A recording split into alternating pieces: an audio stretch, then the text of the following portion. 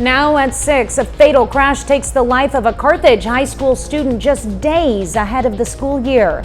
Plus, for kids in foster care, the new school year can present new challenges. And some medical school students in Joplin find themselves in the doghouse, but for a good cause. The 4 states' most watched news starts now. A fatal crash takes the life of a Carthage high school student. This is KOAM News at 6. I'm Tanya Bach. The crash occurred last night near midnight on Fairview Road, just west of Carthage. Authorities say a pickup left the roadway to the left, went through a fence and struck a tree. Emergency responders took the driver to an area hospital via helicopter. The passenger, Brianna Morris, a Carthage high school sophomore, died at the scene. In a statement, Carthage High School principal Angela Holman said in part, quote, "Although the school year has not yet begun, our community is still mourning the loss of another student just a month ago. Facing another tragedy so soon will be difficult for many students and staff," end quote. CHS staff say they will have counselors available for staff and students in the high school media center this Monday, August 11th, from 1 to 2 p.m. or additional support as needed in the coming days. A 67-year-old is recovering after being rescued from inside a massive grain bin in La Harpe, Kansas. This happened last night at Bernston Farms. The man did not fall in, but was already inside the 10,000 bushel corn bin when crews arrived. At one point, it was reported that the man was almost neck deep in the corn. First responders from multiple agencies spent nearly 4 hours getting him out. He was taken to the hospital. No word yet on his condition. The Kansas State Fire Marshal is called in to investigate after a former church building burns in Chautauqua. Firefighters responded to 403 Locust Avenue just after 7:30 last night. The large structure had visible smoke and flames when crews arrived. 5 departments assisted Chautauqua Fire, including Oswego, Columbus, Welch, Bartlett, and Edna fire departments. Crews cut a hole in the south gable and used a ladder truck to attack hotspots from above. Several firefighters were treated for heat exposure, but no serious injuries occurred. Meteorologist Lindsay Gaffney joins us now with a first look at weather. We do have heat index values that are well into the hundreds, which have now extended our heat advisory through Saturday as well. In addition to that, we also are under an excessive heat warning out there in Nowata and Washington County in Oklahoma. Now, this is all until 8 p.m. on Saturday. Unfortunately, this is not the last hot day of the week or weekend. Right now, temperatures are in the mid-90s out in the Joplin area. It still feels like about 101. We also have southerly winds gusting up to 25 miles per hour. The rest of the area pretty clear. We do have a few clouds still wanting to stick around, but overall tonight's going to be very clear, and we are starting to see pop-up storms start on Saturday with more widespread chances of rain Sunday and Sunday evening. Now, hot temperatures do continue through Saturday and even into Sunday, but I'm going to have all those details coming up. All right, thanks, Lindsay. Back to school for foster students can be a challenging time, and some challenges are physical, like obtaining shot records, birth certificates, and other important documents. Others deal with emotions. As KOAM's Ty Parks reports, dealing with these challenges can be difficult, but these kids won't have to do it alone.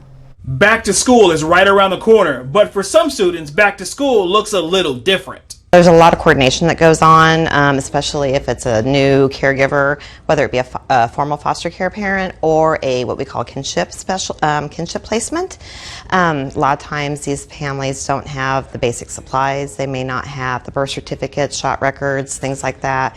And it's just coordinating all of those to get the family what they need so the child can start their education or they're newly placed. Foster children can be in a different school or a different city than what they know. It can be overwhelming for them and other students as well. It's just talking to your kids and asking what they know or don't know about youth and foster care. Explaining kind of just the basics of what foster care is and why it exists and, why there's a need for it. Kind of practicing sensitivity, just talking through different situations with your youth. And explaining some of the trauma, neglect, just the basic understanding of what these youth experience and go through. A little support can go a long way. Local providers, that there's going to be a community there that's there supporting them. And so I think open communication with, with the foster parents, with the child welfare workers, and really just trying to have those open lines of communication so we can do everything we can to help that child succeed. The best practice is to I just try to walk in their footsteps. I can only imagine how scary it is to leave all of your friends behind from another school. So just letting them know that it's exciting, that they get to have new friends, they get to have new experiences, and really playing it up so it doesn't seem as scary for them. Ty Parks, KOAM News. Well, that support for foster kids in the area doesn't just stay inside the classroom. The Jasper County Court appointed special advocates host a career day event for youths from ages 14 and older. The career day, hosted on campus at Missouri Southern, offers the chance for foster kids and kids with personal obstacles to learn about career and educational opportunities. Guest speakers also talked about personality types and methods regarding the job or school hunting process. This was our first event, so we really didn't know what to expect, and we've been really pleased with the response. Older youth are typically a group that don't do a lot of things like this, so we knew it'd be a challenge to get kids here, but we've really been able to engage with them and with their supporters. So I'm really pleased with the turnout. And booths were set up with representatives from businesses and schools like Missouri Southern and City Point Beauty School. KCU Joplin student doctors step out of the classroom and into the community for the university's annual We Care Day. From cleaning kennels to sharing some love with adorable pets, students volunteered at the Joplin Humane Society. For one student, the work is personal. He adopted his own dog from the shelter, and now it's his time to give back. It's a lot of hard work that we are very, very grateful for. So things that our kennel techs and other staff members might not have the time for, they really dig in and get their elbows greased and help us with the hard work that we need that help with. The Humane Society is just one of the locations volunteers are pitching in at. More than 200 KCU students took part in today's efforts, helping out across Joplin at 25 nonprofits. With a win tonight, the Joplin Outlaws would become the first repeat champions in the Mid-America League's history. Ben McLeish has a preview of tonight's matchup coming up in sports. But up first, teachers in Joplin give a sneak peek at the tips and tricks they have up their sleeves ahead of the school year. It's that time of year again as teachers across the four-state area gear up for a brand new school year. KOAM's Lonnie Walton has the scoop from the owner of Four State Teacher Resource in Joplin and what teachers are after this coming school year. Sixth grade is actually like a grade I never thought I would love, but I've just fallen in love with them. Jessica Harris teaches science and social studies at Columbus Central High School. She's one of the many teachers stocking up on last-minute items for her classroom. My goal this year is to really push like affirmations and positive thoughts for themselves, and my classroom has all like sunshine stuff to like be a light. Speaking of light, there's a lot of people lighting up Four State Resources in Joplin, according to owner April Anderson. We're getting low on a lot of stuff because if we've been really busy, it's our back to school times. Well, we can't let her go that easy. We need to know what these educators are after this year. This is our biggest seller this year. It's Cool for School. It's a composition notebook theme combined with the checkerboard themes. And what about this better than paper stuff? This is for the bulletin boards, and it's waterproof, fire resistant. It doesn't rip easy. It doesn't usually show staples. Looking for little detailed things that I can add to my room to make it more of a welcoming place for the kiddos. Any theme, just whatever colors or characters that they like. With all this great stuff, these students are sure to have a great school year. I'm really excited for this new generation and to see how all of them, how they're all going to fly, what they're going to do with their futures. And hopefully these teachers will have a wonderful year educating their students. Reporting in Joplin, I'm Lonnie Walton, KOAM News. According to couponbirds.com, Missouri teachers placed 5th worst in the nation for out-of-pocket cost on school supplies last year. Now, educators in the Show Me state spent, on average, over $1,300 each. A little later, regular season might be winding down for the Royals and the Redbirds, but both teams look to end on a high note. Ben has a preview of tonight's matchups coming up. And hot temperatures do continue, plus a few rain chances in the forecast. I'll have those details right after this. Temperatures were pretty hot today. That continues well into the weekend, so we do have an extension into our heat advisories. Let's go ahead and take a look. Right now, our heat advisories across the region extend until 8 p.m. on Saturday, but we also have an excessive heat warning out there in Nowata County and Washington County. Now, those are also until Saturday, 8 p.m. So we've got one more really hot day before we start to see cooler temperatures.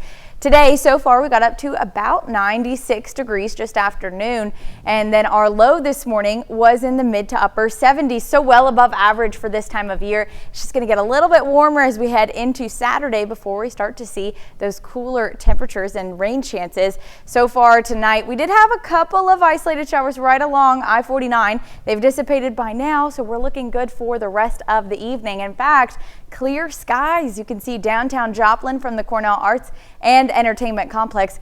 Not a cloud in sight. Blue skies for the rest of the afternoon and then clear overnight. Now, it's still pretty humid, so dew points above 70 to about 75. So we're in this muggy range to even soupy. However, we are seeing some strong wind gusts, which we'll take a look at in a moment, that help what it feels like outside just a little bit. Now, it still is pretty hot. Out on the Missouri side, we're looking at heat index from 96 to about 100.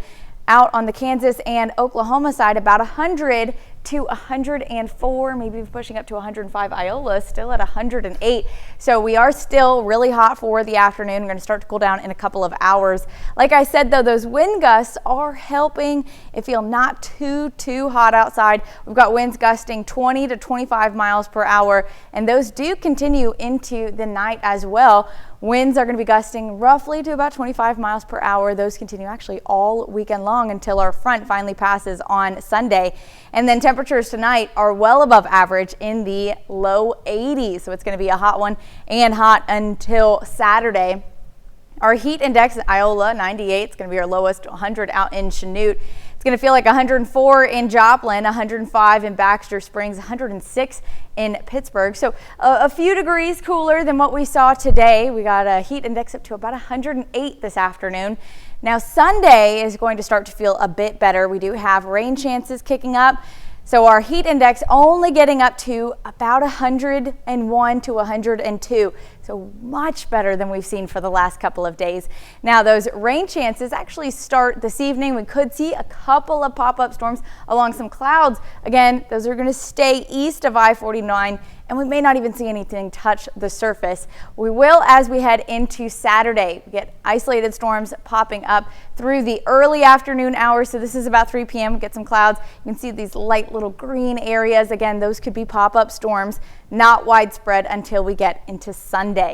Now by Sunday morning, again, we start with a couple of pop-up storms. We've got a lot of clusters of thunderstorms up near Kansas City, which we will see some gust front from that, but we may not see any of those storms actually make it further into our area than some of those northern counties.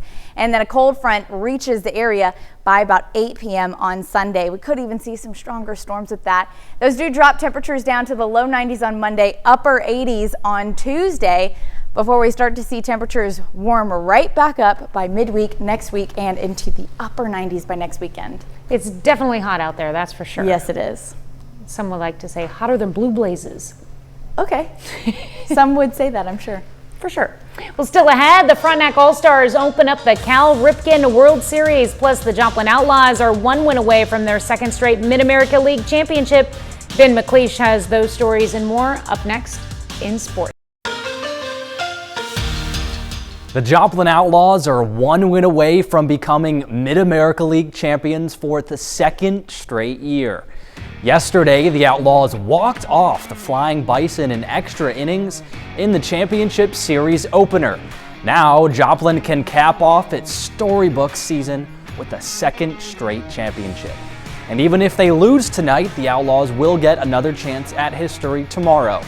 First pitch tonight is at 7:05, where Joplin will look to remain the only team to ever be crowned Mid-America League champions in the league's 2-year existence. The Frontenac All-Stars open up round 1 of the Cal Ripken World Series in Branson, Missouri today. And the Little Leaguers, representing the entire Midwest Plains region, take down the West Linn All-Stars from Oregon 6-5. Next up, Frontenac takes on New England's team from Easton, Massachusetts tomorrow at 9 a.m. Well, let's head to the major leagues where the Royals and Cardinals begin weekend series against divisional opponents. Kansas City resumes its road trip with a series against the Minnesota Twins. The Royals can again get back to 500 with a win. Casey's been hovering around that 500 mark for a while, but this will be a good opportunity to start a winning streak because the Twins traded 40% of their roster at the trade deadline last week. The Royals have Seth Lugo on the mound, but he'll be facing Minnesota ace Joe Ryan. First pitch is at 7:10.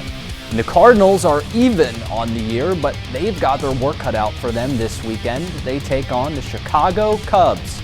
St. Louis has won just 4 of their last 10 games and sits 5.5 games out of a wild card spot.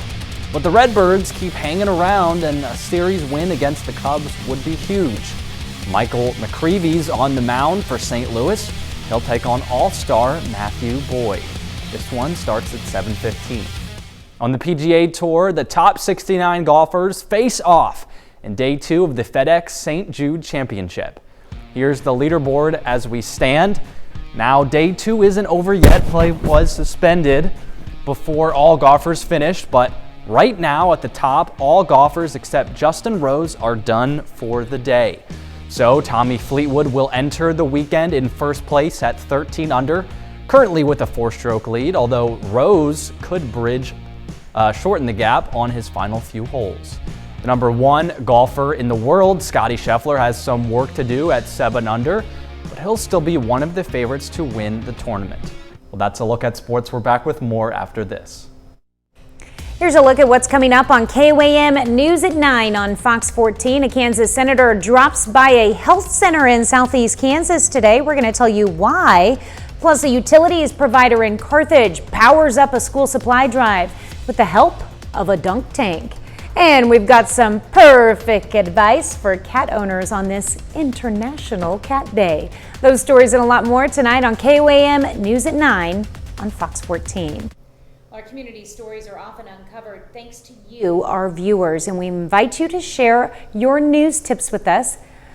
All you have to do is, we've got a QR code online. There it is. Just scan that QR code and you'll be taken to a form where you can easily submit the tip quickly. Your voice helps us keep our community informed and connected. Thank you for being a part of the story.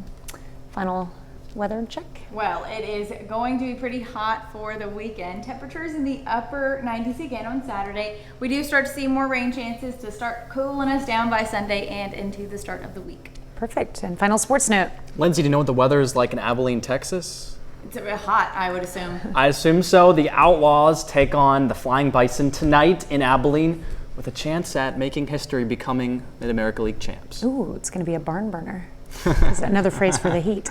All right. Thanks for watching. We'll see you right back here at 10. Have a great evening and an even better weekend.